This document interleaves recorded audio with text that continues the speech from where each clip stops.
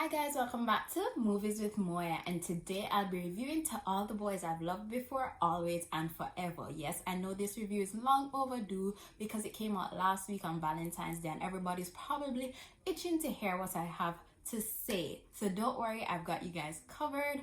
And also remember to follow me on Instagram at Movies with Moya. If you're new here, please subscribe and check out my other videos. Now with that said, let's get into the review.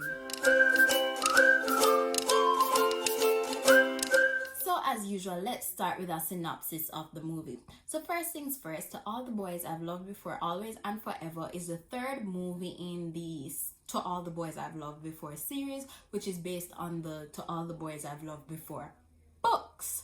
So with that said, if you're watching this one, I would advise that you watch To All the Boys I've Loved Before 1 and 2, which I have reviewed on my Instagram page at Movies with Moya. So if you don't want to watch it, you want a little synopsis review kind of thing, go check that out. It's in my story highlights. Go watch it. One of my older reviews I did last year. So enough of that. So it's basically the continuation of the romance between Peter and Lara Jean. So we all know that it started in the first movie where Lara Jean accidentally had these love letters sent out, and she somehow ends up with Peter. And now they're looking to go to college. Yes, the love story has blossomed this long and they're both looking to go to college. Of course, they're looking to go to the same college, which is Stanford, but unfortunately, that does not work out for both of them because Laura gets rejected and she gets accepted into two schools. One which is much closer to Stanford, that's Berkeley, and she gets accepted into NYU. And then upon their senior trip to NYU, she realizes that wow, she loves it here and she has to make the decision of doing what makes her happy and what's best for her, or just sticking around in California for Peter's sake. Now let's get into the review. So first things first, I love that with each movie, Lara Jean gets more mature. Like in the first movie, she was just this naive girl, never had a boyfriend before. So she was in this fake relationship, letting things slide that shouldn't have, been allowed, because she was just so naive and she was new to this thing. And she just really liked Peter. She just wanted him to like her back. But then, in the second movie, she gets a little more mature, still that naive girl, but finally in this third movie we see her really prioritizing her happiness, and I'm very happy that I could see that. Like, she was able to make the decision that she might have to go to college in New York, although it might mean that she and Peter would be done forever, because that would make her happy, and she doesn't want to spend the rest of her life wondering what if,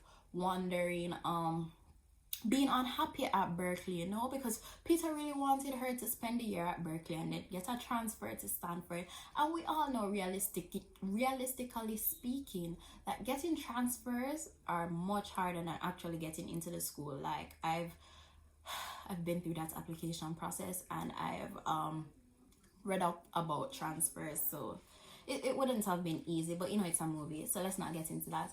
But yeah, she actually considered making this decision for herself, and I appreciated that, because I felt like the Lara Jean we saw in the first and second movies would not have done that.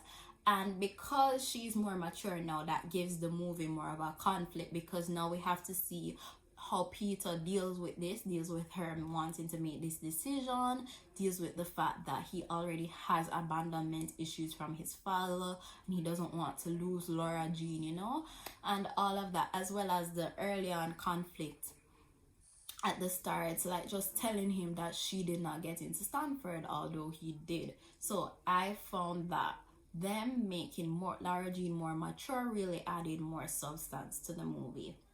Next thing I liked is that although they said this is the final movie in the series, I want more. Like, we all know that To All the Boys I've Loved Before isn't this spectacular movie. It's not a Dark Knight, it's not a Fight Club, it's not one of those greats, but it's so addicted. It's one of those rom-coms that you just want to sit and watch because it's just so damn cute. And I find that with this last movie, like, I actually want to see how they make it in college, because they seem like the type of couple that would actually do well with a long distance relationship.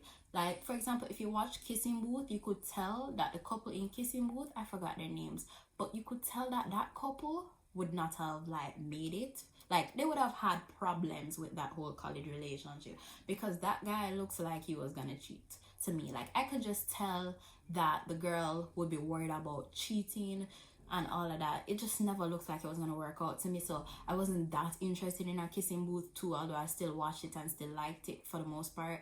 But with this one, like, they say it's the last one, but I really want to see As to All the Boys I've Loved Before 4, because I want to see if they made it. Like, they're such a cute couple, such a real couple, because like a lot of their relationship had a lot of like conflict, struggle, you know. So I want to see how they work with the New York versus California kind of thing.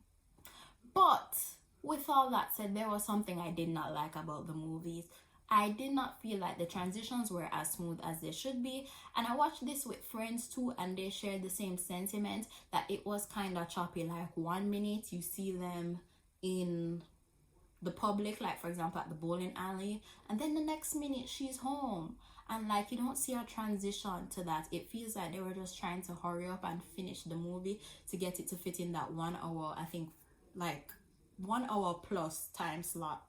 So I felt like that was a little choppy. I would have loved to see it move more smoothly. I'd love to see more transition scenes, you know, more fill in the blank storyline, if you get what I'm saying. Like, not that the storyline wasn't clear or anything, I just would have liked to see more transition. But with that said, that closes my review. Remember to follow me on Instagram. If you have any thoughts about this movie, feel free to share in the comments below.